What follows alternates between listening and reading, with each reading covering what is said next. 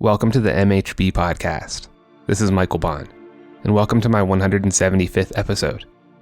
In this episode, I want to talk about something very heavy.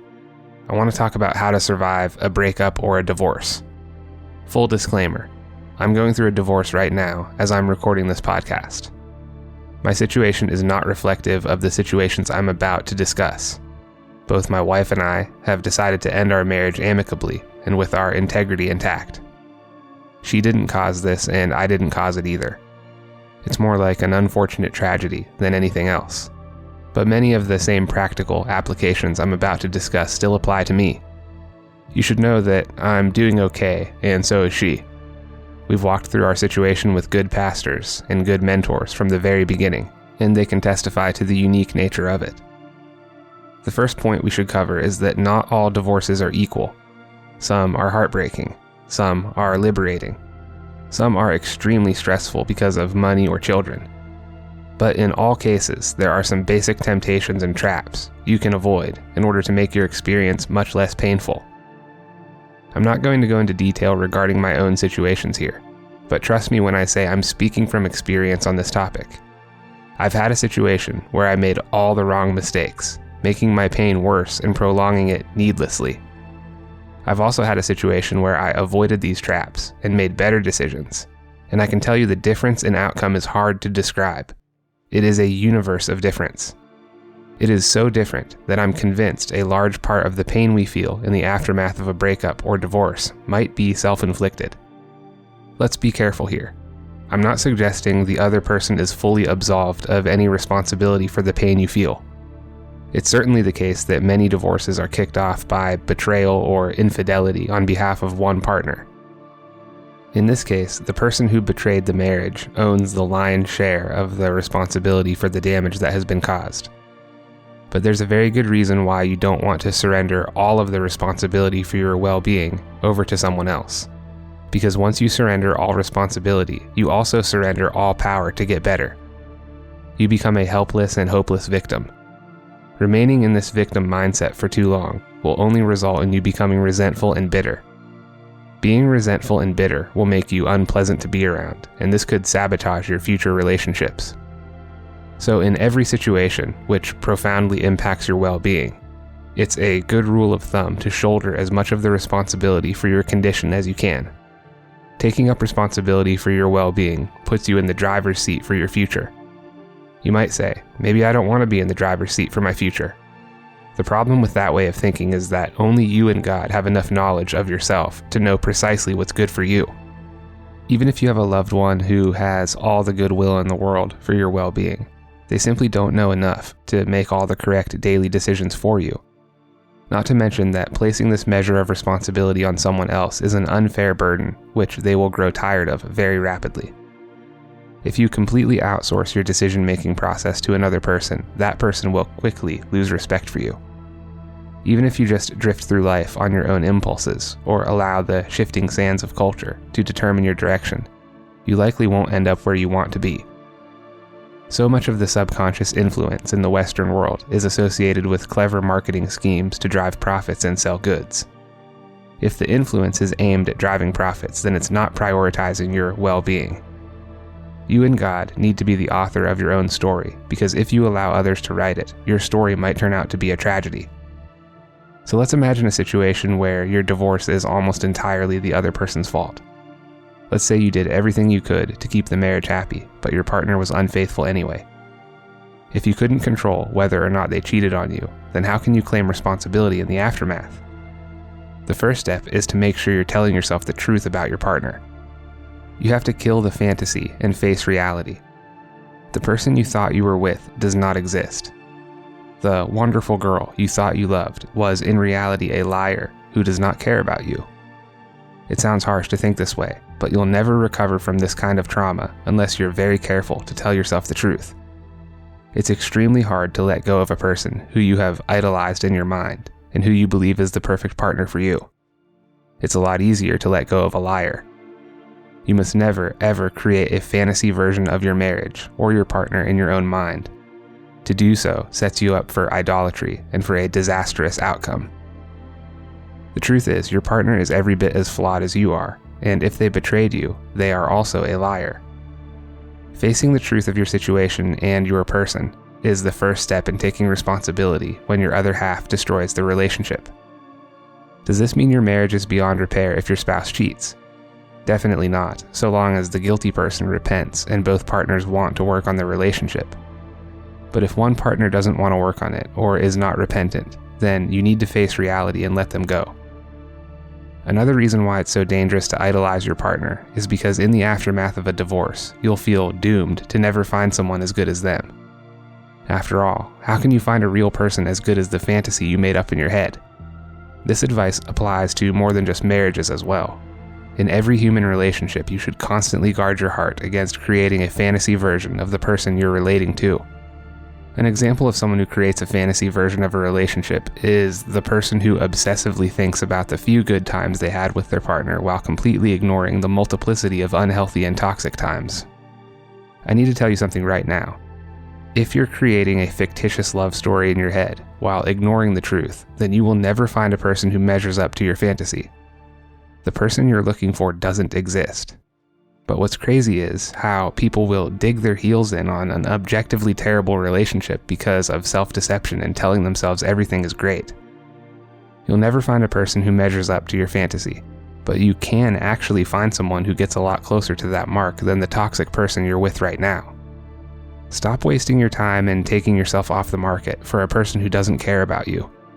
The longer you do this, the longer you'll miss out on a wonderful life partnership with a real person who's out there waiting for you right now. The next trap to avoid is the disintegration of your own identity in the wake of a divorce. Avoiding this trap takes the most work while you're actually in the midst of the marriage. If you're allowing your partner to become the foundation of your worldview and how you see yourself in the world, then you're doing it wrong.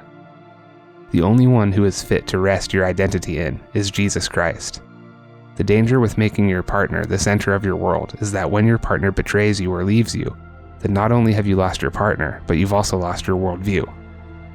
A worldview collapse is much more painful and much harder to recover from than a properly ordered divorce. The reason is because almost all of your positive emotion comes from being able to observe yourself moving in the direction of a desired goal. If all of your desired goals were dependent on your partner, then say goodbye to your positive emotion because your partner took away your goals when he or she left you. If you already made the mistake of allowing your partner to become the center of your world and now they are gone, it's time for you to begin the worldview reconstruction phase. This is going to require a good community and good mentors. This is one of the reasons the church is so important. If you've been around church long enough, you've probably noticed how common it is for new Christians to be individuals who are trying to bounce back from rock bottom. These are people who have experienced a worldview collapse and are now trying to figure out how to understand their place in the world. You need to be able to understand your place in the world in order to establish goals and proper direction, and you need goals and proper direction in order to unlock positive emotion. That's actually the best news for you right now. Listen to what I said. I said you need goals and proper direction in order to unlock positive emotion. I didn't say you need your partner in order to unlock positive emotion. A good, happy life is waiting for you even after your spouse is gone. And that leads me into the next trap I want you to avoid. The next trap is feeling guilty for not being sad anymore. This trap is also common after a loved one passes away. Sometimes a person will intentionally prolong their own heartbreak because they think that the heartbreak is evidence of how much they loved their partner. This is a lie, and you should avoid it at all costs. The pain you feel after losing someone is not evidence of how much you loved them. It might be evidence of how weak you are, or it might be evidence of you telling yourself a fiction. I'm not suggesting that you should be completely stoic or in denial of the pain which comes with grief. I'm just saying this pain should not be used as evidence of your love. Let the good works you do in life be evidence of your love, not the train wreck you turn yourself into after your life with the person is over. If you demonstrated your love in your life with the person, then trust me when I say they know how much you loved them.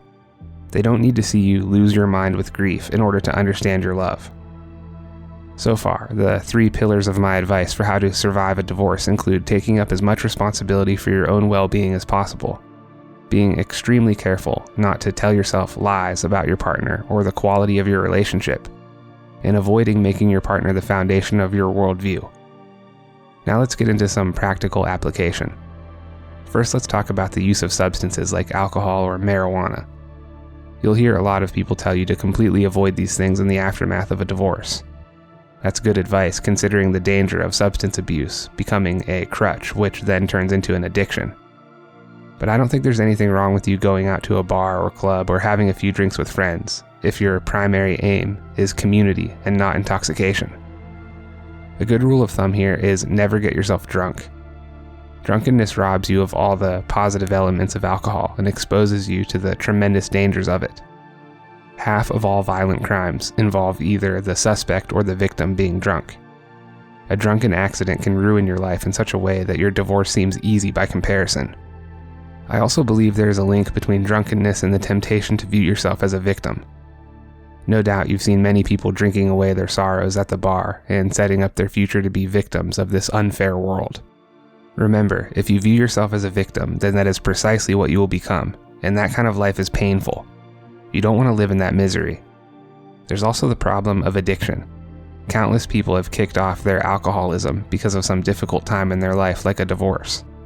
The scary thing is that the alcoholism outlasts the pain of the divorce. So now you've become addicted, even when you no longer need the alcohol to assuage the pain.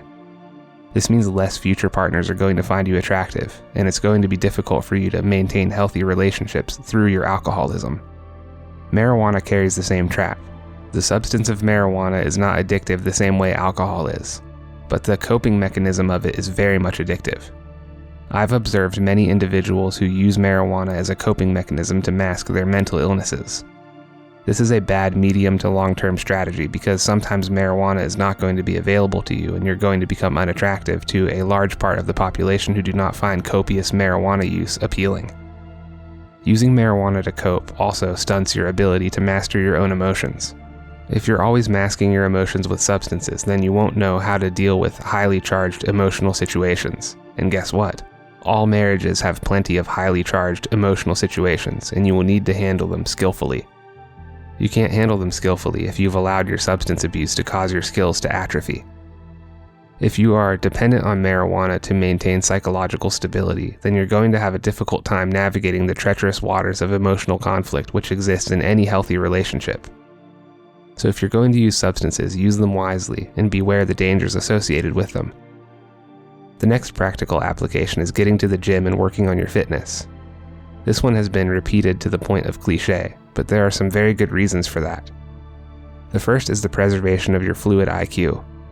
Cognitive decline begins at age 25. Generally speaking, IQ can be categorized as fluid or crystallized. Fluid IQ is your ability to learn new concepts and ideas.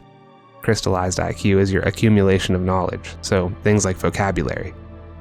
It turns out a combination of cardiovascular exercise and weight training is by far the best way to preserve fluid IQ against normal cognitive decline. So working out regularly will keep you smarter for longer in your life. There's also the issue of confidence. You need confidence in order to attract a new partner. Confidence is one of the few traits which are recognized as universally attractive. The lack of confidence is also nearly universally repulsive. If you're not confident, then you'll be overcome with negative emotions like anxiety when in the presence of a potential partner. Your display of negative emotion will invoke the same negative emotions in the person you're trying to date. They won't be able to relax around you, and no one enjoys feeling anxious. Often, when you go through a divorce, your confidence takes a hit, and this impact can be especially severe if you've been betrayed. Getting to the gym and working on your fitness goes a very long way towards rebuilding your confidence. Confidence is not the same thing as cockiness or arrogance. Let me provide some examples. A confident fighter will step up to the challenge of any opponent. After winning his match, he will graciously accept victory and honor his opponent for being a good sport. A cocky fighter will talk about how he's the best before the match even begins. If his arrogance doesn't cause him to lose, the cocky fighter will throw salt in the wound of his opponent and brag about how he knew he'd crush him. In this example, the confident fighter and the cocky fighter both have similar levels of ability, but the confident fighter is much more attractive and appealing. It's important to remember that rare talent or ability never justifies arrogance. Arrogance will never be as attractive as confidence, even if you can back it up. A confident man will ask a girl a lot of questions about herself on their first date because he's genuinely interested in her. An arrogant man will talk primarily about himself because he really believes he himself is the most appealing topic of conversation. An insecure person will spend a lot of time talking about himself because he feels like he needs to sell himself to the girl, or else she won't like him. A confident man has such a deep trust in his own self-worth that he knows he doesn't need to flaunt himself. He also knows that if she rejects him, it won't change the fact that most other women won't. A confident man is calm and relaxed because he knows he's a high-value male. Everyone wants to be physically fit, and very few people have the discipline it takes to get there. That's why going to the gym immediately following a breakup or divorce is so good for your confidence. It allows you to prove to yourself that you're capable of persevering where most others fail. It also shows you that you have the mental toughness to remain stable and consistent in the midst of suffering. Strength in leadership is one of the most undervalued character traits in the Western world right now. Everyone loves a leader who remains calm and strong in the midst of chaos. If you're able to become this person, you will be like a rock others can cling to during stressful situations. You'll become a fortress of protection in an uncertain world. If you're able to inspire these feelings of security and safety in the hearts of those around you, you'll become extremely attractive. Another reason you need to get moving and get to the gym is so you can avoid negative feedback loops. Many forms of depression emerge as a consequence of negative feedback loops. Often you'll hear people tell you to take as much time as you need to grieve. The implication is that you have a green light to lay around your house and feel sad as much as you need to. This is terrible advice. It's terrible advice because your physical body doesn't react well to this kind of behavior. If you lay around for weeks, your body will begin to atrophy, and the prospect of getting moving again will become increasingly difficult across time. If you isolate yourself, the same thing will happen in terms of your social skills. Even if you used to be a social butterfly, extended periods in isolation will cause you to develop social anxiety. Social anxiety and a weak physical body will make it much harder for you to get out and get moving again. Then you'll start to fall behind. Remember that most of your positive emotion comes from observing yourself move towards a desired goal. If you stop moving altogether, your positive emotion will evaporate, and then all you have left is negative emotion. You should consider suffering and negative emotion as a universal constant. Each person on Earth experiences pain, and every person on Earth is aware of their future death and the death of their loved ones. This inbuilt existential crisis means each of us has a background noise of negative emotion at all times. The reason some people don't notice it is because they have enough positive emotion to counteract the negative and transcend it. Your sense of meaning and purpose does this more effectively than any other positive emotion, including happiness. That's why a sense of meaninglessness drives people to suicide, even when they seem to have all the things other people want. It's also why there are a lot of people who are quite happy despite not having much. Meaning and purpose are the keys to mental and emotional well-being. Viktor Frankl said, "A man with a why can overcome almost any how." So you must never allow yourself to stop moving in your desired direction. Not only would I advise against taking as much time as you need to get over a loss, but I would say you need to get up and get moving immediately. Take no time at all. I think this is what Jesus meant when he said, "Let the dead bury their dead."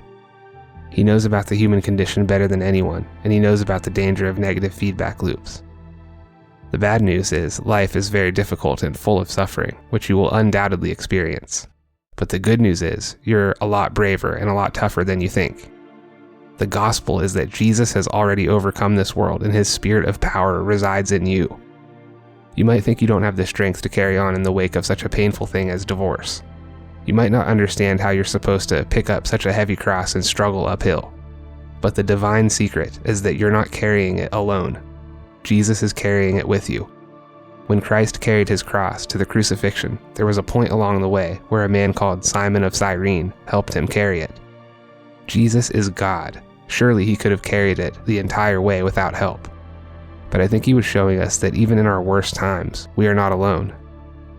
There are Christians all over the world whose heart's desire is to help you carry your cross, just as Simon of Cyrene did with the Lord. Get connected with a local church and see for yourself. And once you see how the Spirit of God lives in you, you will be transformed into the kind of person who's not only strong enough to survive your own tragedies, but also strong enough to help others survive theirs. And in the end, when God works all things together for good, and you experience divine redemption, the glory, the honor, and the praise will go to him forevermore. If you enjoy this podcast, please rate it on Apple Podcasts or wherever you listen to it. You can follow the MHB Podcast on Facebook or Twitter at MHB Podcast. Tell your friends about it and share it on social media. If you'd like email notifications of new episodes or if you'd like to support my work directly, please consider becoming a paid subscriber on my website at mhbpodcast.com. This work is made possible by listener support, so your generosity is greatly appreciated. Thank you all for joining me, and I will see you in the next episode.